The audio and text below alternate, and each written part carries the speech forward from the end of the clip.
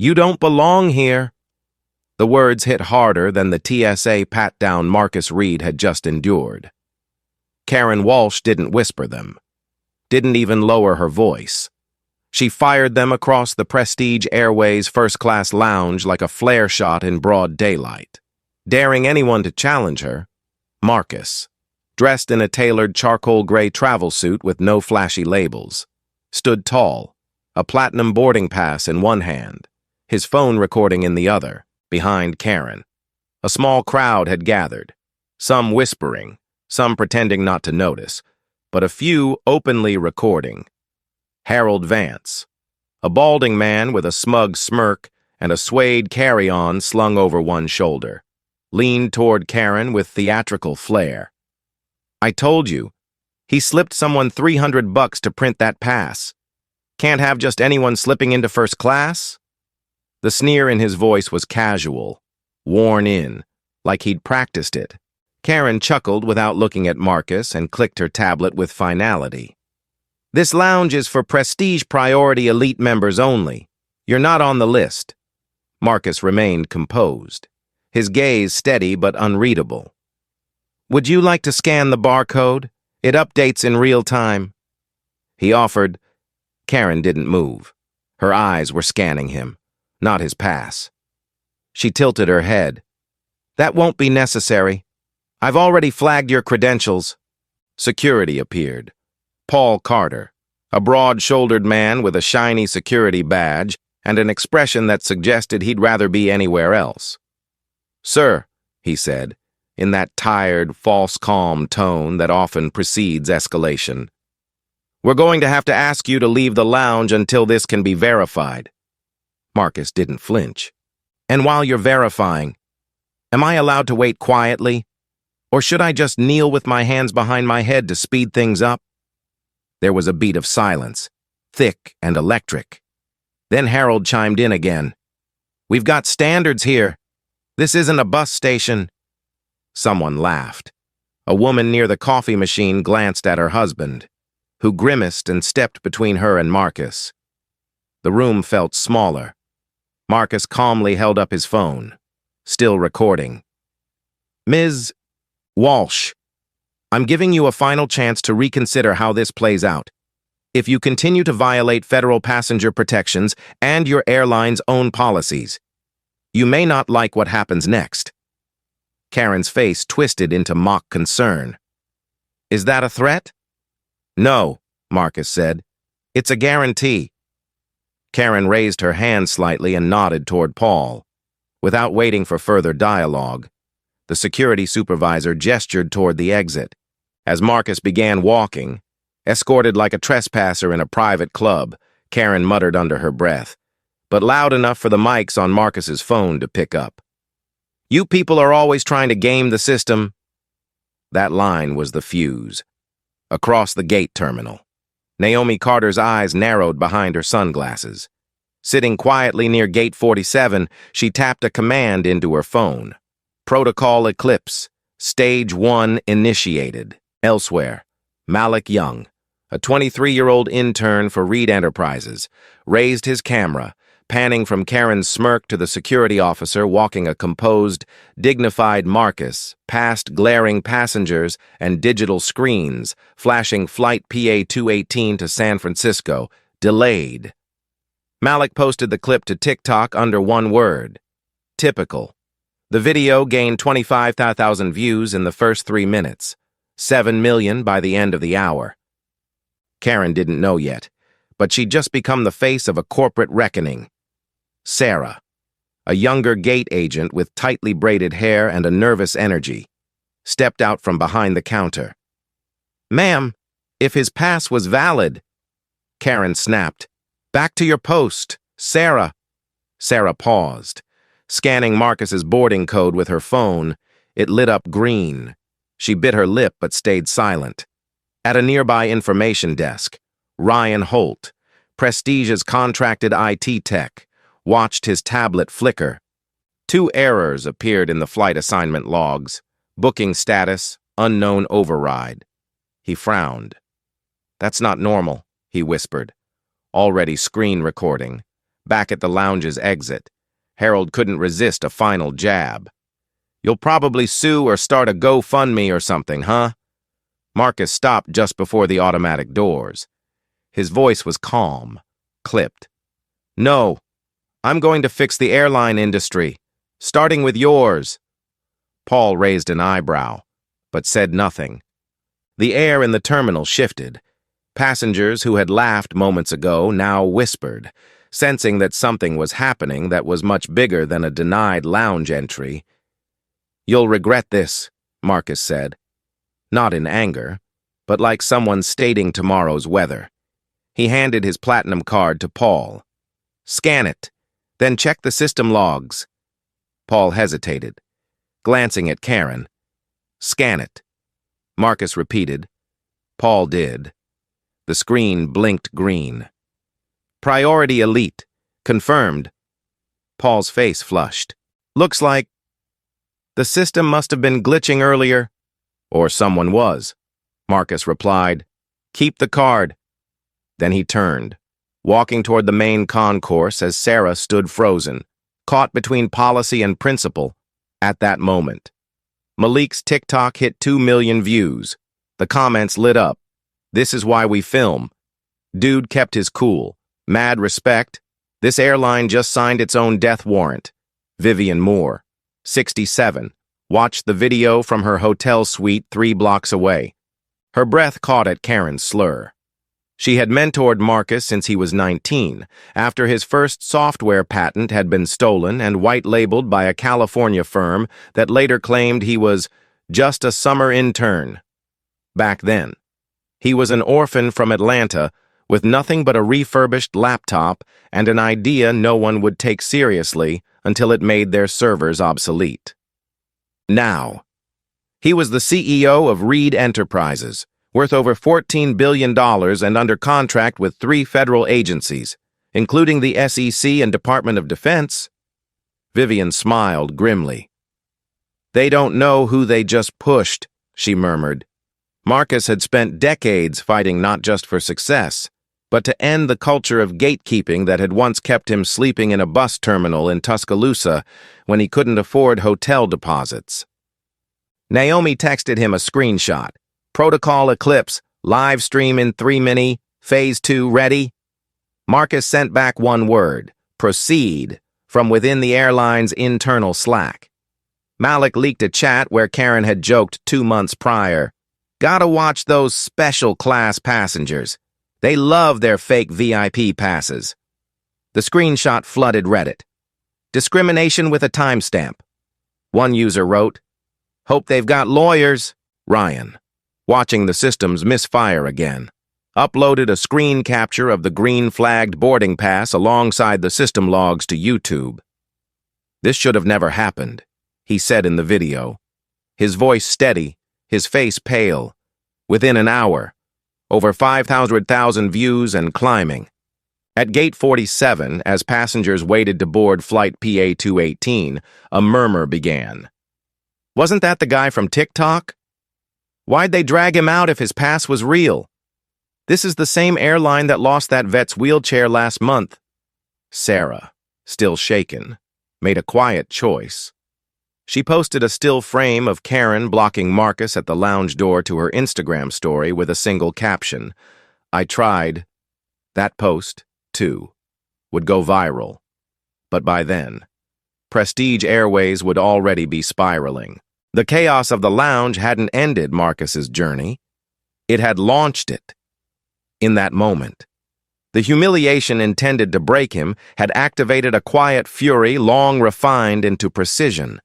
And now, with cameras rolling and networks watching, the stage was set. Within 12 hours, the name Prestige Airways wouldn't inspire luxury. It would be synonymous with ruin. The countdown had begun. The gate to Prestige Airways Flight PA-218 should have been a place of routine, a quick scan, a nod, and smooth boarding. Instead, it had become a war zone of whispers and digital fire. Karen Walsh stood stiff at the boarding counter, her lips tight, her stylus trembling slightly as she stabbed at her tablet again and again. Systems glitching, she muttered, more to herself than anyone else. But then she looked up and saw Marcus Reed walking back toward the gate, calm, steady, flanked by a quiet storm of eyes, cameras, and momentum. "I thought I told you," she began, but Marcus cut her off with a raised hand. "You did," he said coolly, "but your system didn't. It says I'm cleared. Platinum Elite. Priority boarding. Boarding Group 0. Karen's mouth opened to reply, but before she could speak, Paul Carter appeared, looking strained, his face pale. "There's a flag on his file." Paul said, "Threat alert. Issued 10 minutes ago." He turned the screen toward them. Marcus didn't blink. "That would be the same system that flagged my valid boarding pass as fraudulent?" he asked. Harold Vance was back too, lounging against the wall, arms crossed like an amused spectator. "Maybe the system knows something we don't," he muttered, pulling out his phone and filming Marcus with exaggerated flair. "This guy's dangerous. Who knew elite status came with a side of cybercrime?" Karen snorted. "Wouldn't surprise me. We've seen how he operates." The statement landed hard, loud enough for nearby passengers to pause. A few gasps. A camera click. Sarah, still behind the desk, looked up sharply. "This is wrong," she said under her breath. "You know it is." Paul ignored her. "Mr. Reed, I'm issuing you a standby pass. Until we can verify your security status, you'll need to wait." Marcus looked down at the ticket Paul printed, a downgraded seat marked SSSS, the TSA's code for additional screening. It wasn't just a delay, it was a digital scarlet letter. "You're making a mistake," he said again. Quieter now. Harold leaned toward his camera and spoke like a late-night host. "Twitter poll. Should we let this guy back on the flight? Or should he Uber to San Fran?" A passenger nearby laughed, but another shifted uncomfortably. The mood was turning, uncertainty creeping in. Sarah stepped forward. "His name is Marcus Reed," she said softly, but firmly. "CEO of Reed Enterprises." Karen rolled her eyes. "Oh, please. Check the badge on his bag," Sarah insisted, "and maybe Google him while you're at it." Paul hesitated. Something in Sarah's voice cut through the noise, but before anyone could act, the screens behind the gate glitched again, flickering between flight updates and red error codes. Ryan Holt, standing by with his laptop open, saw it first.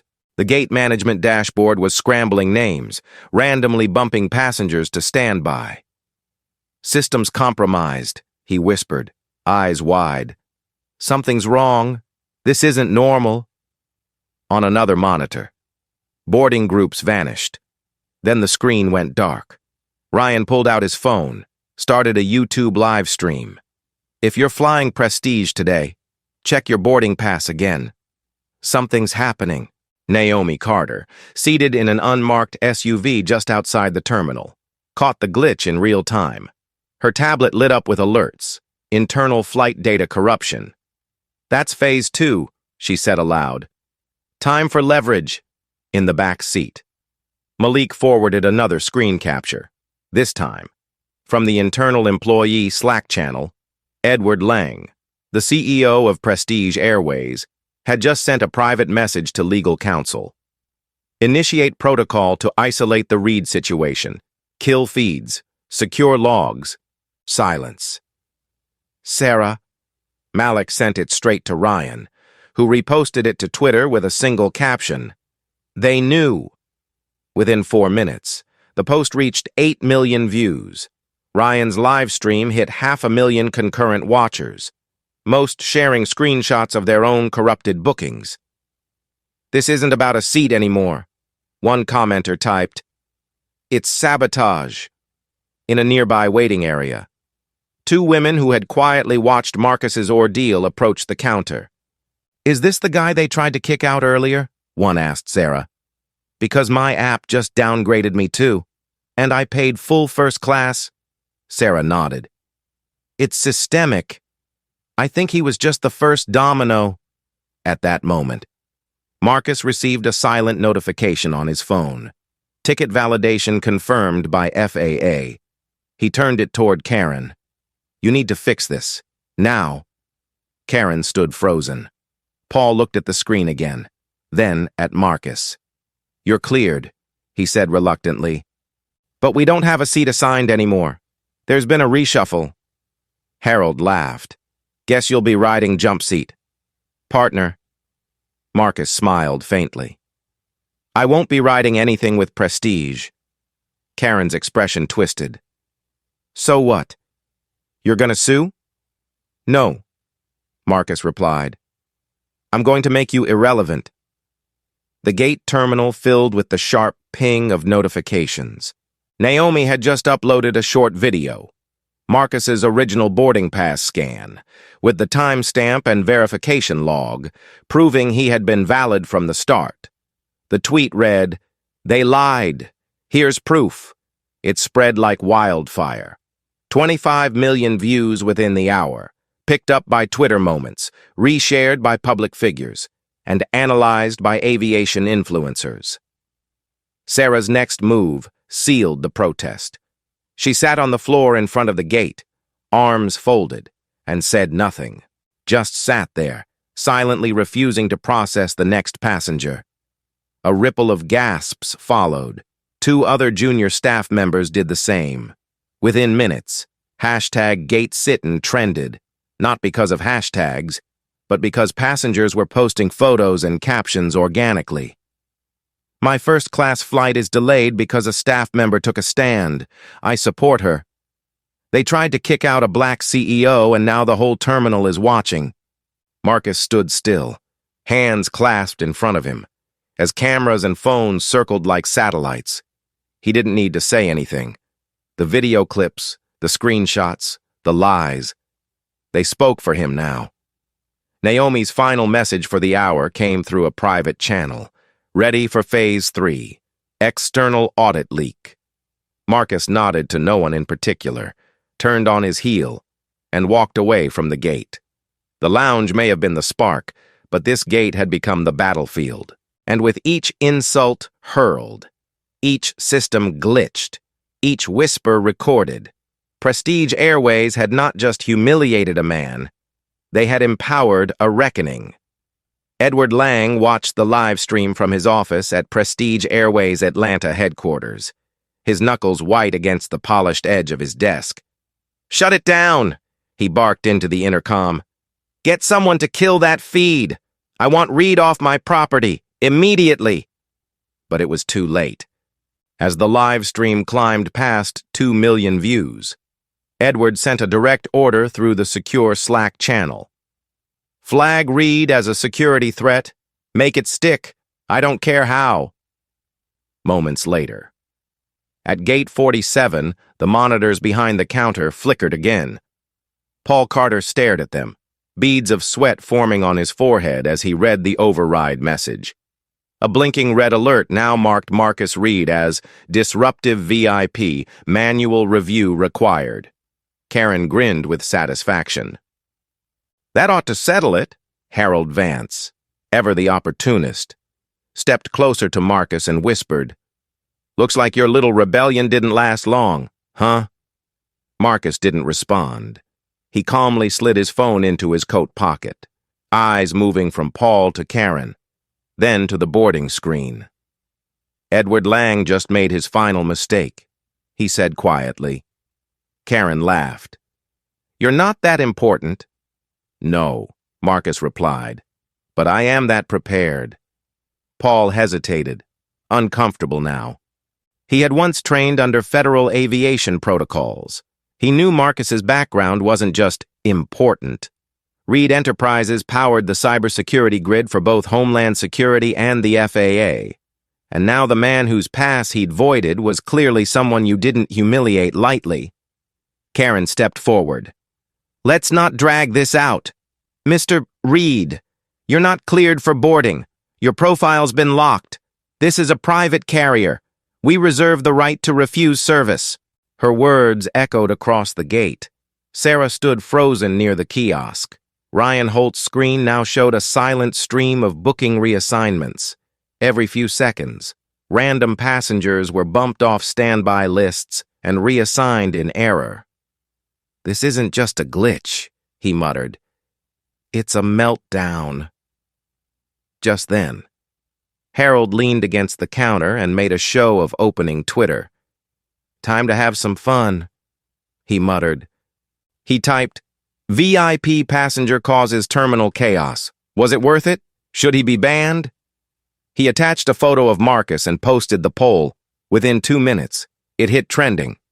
The top comment read, "He's about to own your airline. Harold, better pack a parachute." The crowd around the gate grew louder.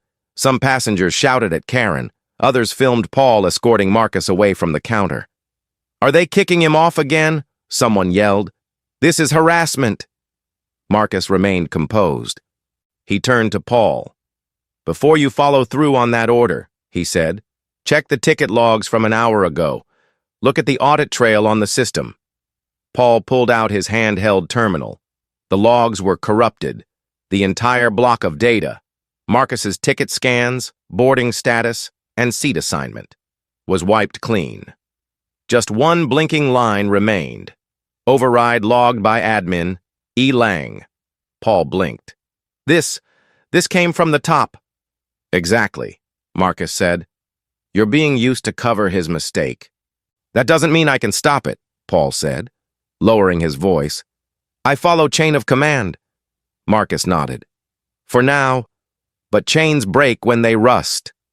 As he turned to leave, escorted through a tunnel of cameras, someone from the crowd shouted, "This is going viral!" And it was. Down in the concourse, Marcus slipped a small black USB drive into Naomi's waiting hand. "Everything from the terminal system up to the fraud flag," he said. "If Edward thinks he's covering his tracks, he's forgotten who built half the backbone of his firewall." Naomi gave a tight nod and tucked the drive into her encrypted device. Behind them, Malik filmed from a discreet angle as Paul and Karen huddled near the security desk.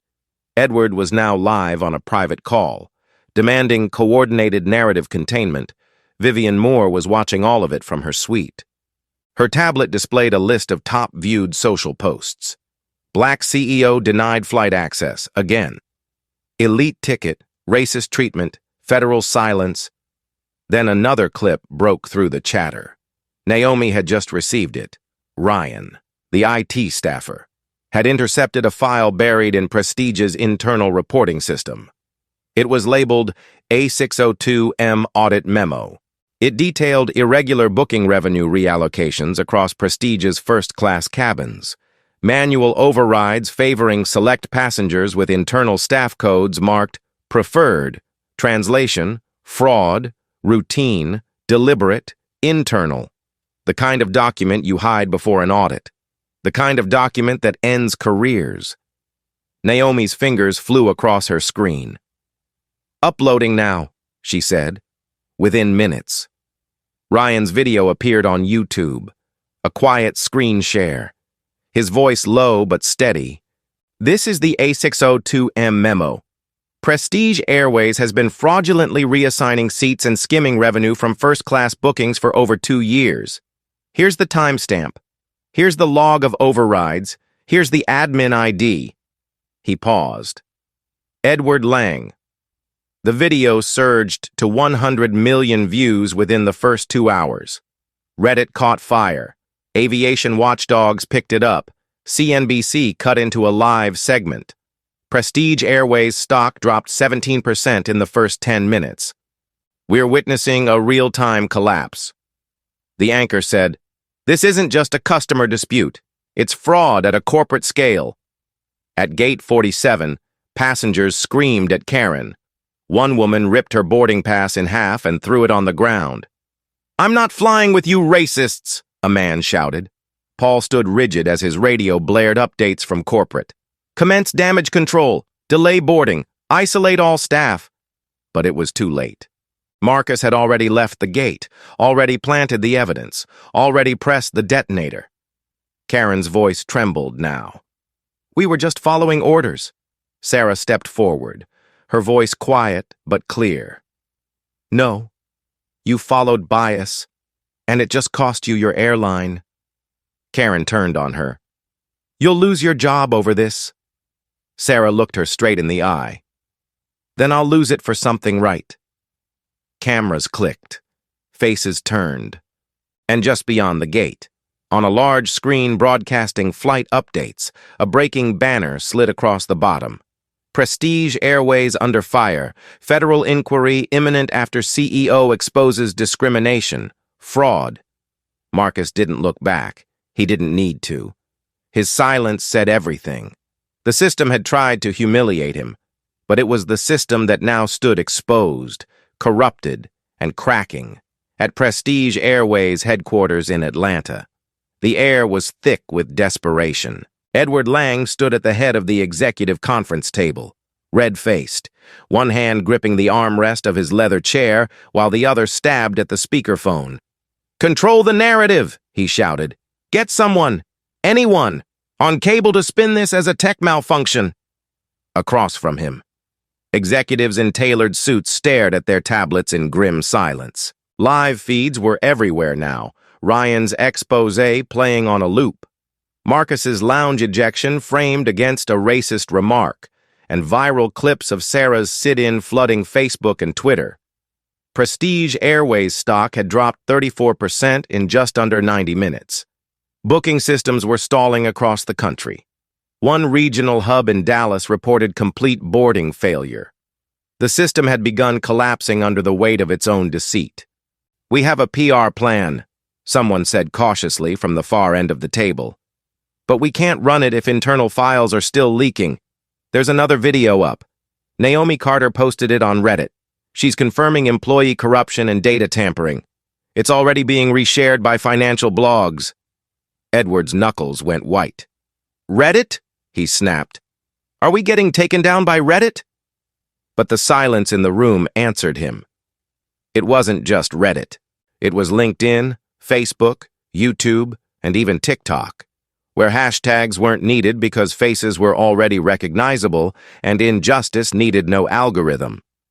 One director opened a live feed from CNBC on his phone. A scrolling chyron read, "Prestige Airways, stock crash or scandal." Edward slammed his fist on the table. "Where is the legal team?" "Trying to lock comms," someone replied. "But the leak's internal. The back door into our Slack wasn't patched." "Then patch it," he roared. "I want Carter, Reed, and that damn intern prosecuted." Meanwhile, across the country in a quiet park near Washington National, Marcus Reed sat on a bench in his crisp gray blazer, tapping a message into a secure channel. Beside him, Naomi Carter held up a tablet, eyes focused as she pulled up a dossier labeled Lang E1 Offshore. "Are you ready?" she asked. "We just confirmed Cayman transfers and a numbered Swiss account under Edward's initials. It's clean, it's time-stamped, and it's traceable to the week before the SEC audit avoidance policy change." Marcus gave a single nod. "Let's burn it." Naomi uploaded the data to a dormant internal Prestige channel, still active but no longer monitored closely. From there, the leak flowed like oil on fire. In under 15 minutes, the screenshots hit Reddit's finance forums. Edward Lang funneled $2 million into offshore accounts before blocking audit legislation. The post exploded. Within 30 minutes, it had 3 million upvotes. Financial journalists cross-verified the transfers using public registry data. A Bloomberg reporter tweeted, "This just escalated to a federal level. Prestige Airways may be facing SEC violations and criminal fraud." CNN switched from their usual late-afternoon panel to live coverage from the tarmac at Washington National, where passengers were still grounded due to system-wide boarding failures. Overlays now included Marcus's face, identified not just as a CEO, but a cybersecurity innovator and former Pentagon consultant.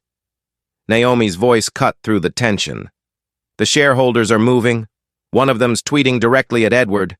They're calling for his resignation."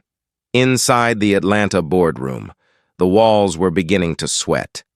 Edward stared at the screen where his face was plastered above the words, "Offshore accounts linked to fraud." His voice came out flat. "Get legal on the phone." No one moved. A trembling executive finally stood. "They've stopped taking our calls." Another one slid her tablet across the table. "Look." On it was a poll posted by one of the largest private equity groups backing Prestige Airways. The title read, "Should Edward Lang resign before 8 p.m.?" The vote was 89% yes. Below it, a comment with over 15,000 likes. "He tanked a brand in 12 hours. Time for a new pilot." Edward turned to Paul Carter, who had flown back to HQ after being pulled from the gate. "You were there," Edward said, voice low. "You saw him escalate?" Paul hesitated. "Sir," he said carefully, "we escalated. Karen refused to scan his pass. We flagged him based on assumptions." "So you're turning on me too?" Edward asked. Paul didn't answer, but his silence was louder than betrayal. In the background, screens continued glitching. Airport alerts chimed with apology messages. Boarding apps crashed. Customers flooded Prestige's call centers with demands for refunds. Social media filled with calls for boycotts. "I've flown Prestige for years," one Facebook user wrote, "but I will never give them another dollar after what they did to that man." Shareholders watched in horror as the stock cratered another 28%, dropping to a quarter of its morning value. The financial platform Robinhood froze Prestige shares to prevent panic selling. Meanwhile, in a private Reddit AMA session hosted by Naomi under the handle Equal Wings, she answered the public's questions. One stuck out, "Why now?" Naomi replied simply, "Because silence only protects the guilty." Marcus Reed waited for the right moment. And this was it. From the bench near the fountain at National Airport, Marcus opened his phone and posted a brief message on Reddit. "Prestige's arrogance cost them more than a seat. It cost them their soul. But we can build better. And we will." The post surged through forums like wildfire. Screens across terminals lit up with replays of the boarding incident, spliced with fraud documents and Naomi's voice narrating facts like a prosecutor. Edward Lang stumbled out of the conference room, his tie loosened, his voice shaking. "We'll bounce back," he muttered, but no one followed him. He was a ghost in his own company now.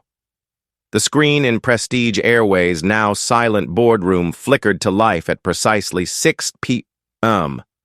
On it appeared a live video call, crisp and unmistakable. Marcus Reed, seated calmly at a dark wood desk, framed by the seal of Reed Enterprises behind him. His voice was calm, his gaze unblinking.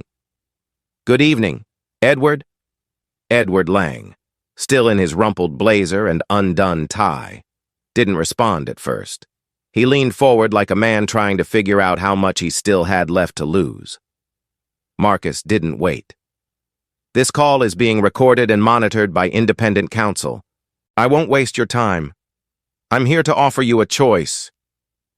Karen Walsh and Paul Carter were seated beside Edward, their faces drawn, colorless. Paul had stopped defending the company hours ago.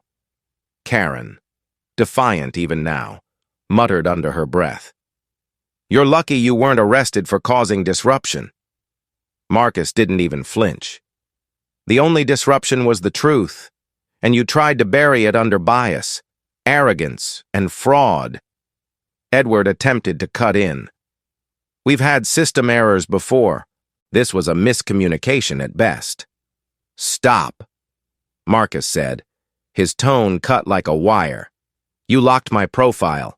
You tampered with boarding logs. You flagged me as a threat on no legal basis. And most of all, you slandered me before your employees, your passengers, and the entire internet." Karen scoffed. "A man in a suit filming a few videos doesn't scare us." "No," Marcus replied, "but a man in a suit with top-level clearance to the SEC does." A hush fell over the room. Marcus continued. I don't just run Reed Enterprises.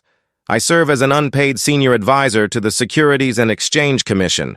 Your offshore accounts, your override codes, your boardroom memos.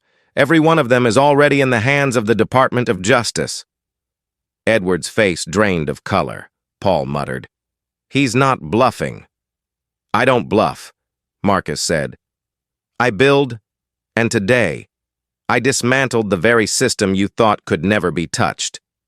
He leaned slightly forward, locking eyes with Edward. You humiliated me in a first-class lounge not because I lacked status, but because I didn't look like what you imagined a VIP should be. You degraded me at the gate not because I broke a rule, but because I broke your illusion. And now, you've lost the very thing you built your empire on, control. Edward slammed his fist on the table. What do you want from us? Karen looked around, as if searching for someone to end the call. No one moved. The staff that had once clung to her commands now sat quietly, watching their careers evaporate in real time. Marcus let the silence stretch for a moment before answering. I want accountability. I want Karen fired. Paul suspended pending review. And I want you, Edward Lang, to resign effective immediately and surrender all back-end access to federal authorities. If you do this within the next hour, I will not personally pursue civil litigation. Your investors may not be so kind. Karen stood, trembling, trying to pull authority back into her frame. This is outrageous. You have no right. But she was cut off by Edward's voice, quieter than it had ever been. You're terminated, effective now. Karen turned sharply. What? You heard me, Edward said, not looking at her. Clean out your credentials. Security will escort you out. She froze for a second, then stormed out, heels echoing like a slow drumbeat of failure. Paul stood up too, but Marcus raised a hand. Not you, he said. You cooperated. Eventually, your suspension is a matter for the board, but I suggest you start writing your report now. Paul gave a quiet nod. Edward looked up. And me? Marcus stared at him. You get to walk out the front door, but not far. At that moment, alarms blared inside Prestige headquarters. Red lights pulsed across the top edges of every office screen. A voice came over the intercom. Federal agents on premises. All employees, remain at your stations. Edward jolted from his seat. What? What is this? Marcus watched the chaos calmly from the screen. That would be the extreme twist I mentioned. Across the building, agents from the DOJ and SEC began entering conference rooms, collecting documents, shutting down servers, and sealing filing cabinets. Outside, news helicopters circled the glass tower. Reporters gathered by the front gates. Agents walked through the lobby, badges raised. Edward tried to stand, but Paul placed a hand on his shoulder. It's over, he said. He really did it. Marcus's voice cut in once more. You tried to define me by the color of my skin, the simplicity of my suit, the idea that power must wear a name tag to be taken seriously. But I defined myself. Through strategy, through silence, through preparation, and now. You'll remember my name not because you denied me a seat, but because I took your plane down from the tarmac to the tower. The screen went black. Edward sank back into his chair, breathing hard, in the hallway beyond. Karen was being escorted out by federal security. Her badge no longer worked. Her inbox had been locked. Her legacy, such as it was, had been reduced to a meme trending across Instagram with the caption, "You don't belong here." Paul watched it all quietly. He had made his choice too late, but not so late that he was part of the collapse. And as for Marcus, he wasn't watching anymore. He was already planning the next step. Reed Air wasn't just an idea now, it was an inevitability. And the reform of an industry had just begun. It started with a silence. Not the kind that came from order, but the kind born from failure. At 6:42 p.m., less than 12 hours after Marcus Reed had been denied entry to a lounge he rightfully belonged in, the Prestige Airways flight status page went completely dark. Across terminals in Washington, Atlanta, Chicago, and Los Angeles, screens blinked and refreshed, only to display a blanket message in red text. All flights temporarily grounded. Please contact customer support. No one answered the phones. The internal booking system had been shut down by federal order. Agents swept through the IT command center in Atlanta, removing hard drives, tagging computers, and handing warrants to speechless tech directors. Outside, Prestige's signature shuttle buses sat idle while passengers crowded lobbies, some angry, most confused, and many of them live-streaming their reactions. But the true collapse wasn't measured in flight delays. It was measured in credibility. Major investors pulled out within minutes of the raids. By 7:15 p.m., the company's valuation had dropped below $1 billion for the first time since 2006. The Airline's brand name, once synonymous with premium luxury and elite access, had become a digital punchline. On Reddit, memes of Edward Lang fleeing his office in a wrinkled suit trended with the caption, "Prestige grounded permanently." Naomi Carter released a single statement to the press. "There are no isolated incidents, only symptoms of unchecked power. We responded with accountability." It was reposted 4 million times. At the heart of it all, Marcus Reed never held a press conference. He didn't gloat, didn't claim victory with champagne or tweets. Instead, he gathered his senior team on a private Zoom call at Reed Enterprises Operations Center. There, he shared what came next. Reed Air. Not a protest, but a promise. Not a replacement, but a reinvention. His new aviation brand would offer a transparency-first experience, real-time seat verification, fair boarding systems, AI-monitored anti-bias protocols, and a zero-tolerance harassment policy for all staff. But beyond the product was the mission. Every pilot, every agent, every executive would go through immersive equity training. Community college students from underserved regions would fly free each summer.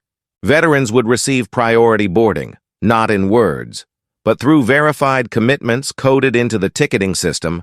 Marcus wasn't building an airline to compete. He was building one to set the bar. Yet amid this bold future, the final twist hadn't landed. At 7:45 p.m., a breaking story hit every major news outlet. Hidden within the files seized at Prestige HQ, agents uncovered a ledger of unauthorized payments routed to shell accounts connected not just to Edward Lang, but to 4 other executives across the airline industry. These weren't just bribes. They were laundering channels tied to fake service contracts, inflated vendor invoices, and in one case, diverted federal grant funds meant for disability access upgrades. The implications were staggering. The Department of Transportation and SEC launched parallel investigations within the hour. Airlines once seen as untouchable were now under review, as CNN's aviation analyst said live on air. What began with a denied lounge pass has now unraveled a network of corruption spanning the entire industry. This is no longer a scandal. It's a reckoning. The clip went viral. Again, in the terminal, where it all began. Sarah, now on administrative leave, stood at a gate window, watching a grounded Prestige jet sit motionless under the pink-orange hues of a DC sunset. She didn't know if she'd return to work. She wasn't sure she wanted to. But as she glanced at her phone, a notification popped up. Marcus Reed invites you to apply for leadership onboarding with Reed Air. She smiled for the first time all day. By 8:30 p.m., the fall was complete. Prestige Airways, once a symbol of corporate exclusivity and high-tier travel, had shuttered all operations under federal directive. Edward Lang had been removed from the building under escort, his name now permanently linked to one of the most public collapses in aviation history. Karen Walsh's termination paperwork had already been sent to every HR department affiliated with Federal Contract Review. Her career, like her clearance badge, had been deactivated. Paul Carter resigned quietly, his last action forwarding a private apology to Marcus Reed, Harold Vance, who had once laughed at the idea of being replaced, found himself trending on social media not as a businessman, but as a symbol of arrogance gone viral. All four faced reputational ruin, professional isolation, and in Edward's case, criminal indictment. But Marcus Reed was no longer watching them. He had moved on, not out of spite, but out of necessity. At 9 p.m., without fanfare, without cameras, Reed Air officially launched its booking site. Within 2 hours, over 400,000 sign-ups flooded the system. A 17-year-old student from Detroit posted a selfie in front of her laptop with the caption, "Just booked my first flight ever. Reed Air made it affordable. This is what equity looks like." Her tweet was reshared by celebrities, journalists, and even a former NASA astronaut who added, "First class isn't a seat, it's how you treat people." But it wasn't just social media that responded. The industry did too. At 9:45 p.m., Horizon Jet, one of Prestige's fiercest competitors, issued a surprise statement. In response to today's events, Horizon will adopt all Reed Air compliance reforms, effective immediately. It was a move no one saw coming. For years, Horizon had resisted change, defending opaque pricing, exclusive lounges, and unchecked discretion at gates. But tonight, faced with public pressure and a new gold standard of ethics, they blinked first, their CEO admitted. Live on Bloomberg, "We could spend years trying to clean up our act, or we could follow someone who's already done the work." The moment sent shockwaves through the industry. Legacy airlines scrambled to revise PR strategies. Travel watchdogs praised the gesture. And Marcus? He said nothing. He let the ripple speak for itself. At a press conference the following morning, held not in a hotel ballroom but outside a community aviation school in Baltimore, Marcus finally stepped forward, wearing the same blazer he'd worn when he was escorted out of that lounge. He addressed a crowd of students, reporters, and former Prestige employees. "Yesterday," he began, "a man with a valid boarding pass was told he didn't belong. That moment wasn't just about race or class. It was about power. Who has it? Who abuses it? And who gets to take it back?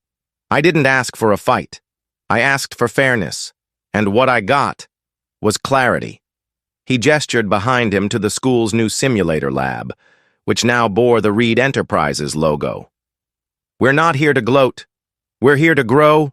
Reed Air will fly not just planes, but possibilities." The applause was soft but steady. In the front row, Sarah sat next to Naomi, both wearing navy blue jackets with small Reed Air pins on the lapel. Malik was there too, camera around his neck, now a full-time media associate for Reed Enterprises. And then, just before he left the stage, Marcus gave one final message. "If you've ever been told you didn't belong, if you've ever been judged before you spoke, or dismissed before you sat, this victory is yours too. Don't let it end with me. Let it begin with you." That clip aired across morning shows, on TikTok and Facebook Reels, and most importantly, in living rooms across America. Elderly veterans in North Carolina shared it with their church groups. Teachers played it in morning advisory classes. A single father in Oakland showed it to his daughter and said, "This is what standing tall looks like." And for those who had been silent before, something changed. So now we ask you, where were you when Marcus Reed turned rejection into reform? If you've lived through a moment like his, if you've ever felt unwelcome where you earned the right to be, share your story, share your strength. And if this journey meant something to you, subscribe and stay with us, because justice doesn't land in silence. It takes off when we speak.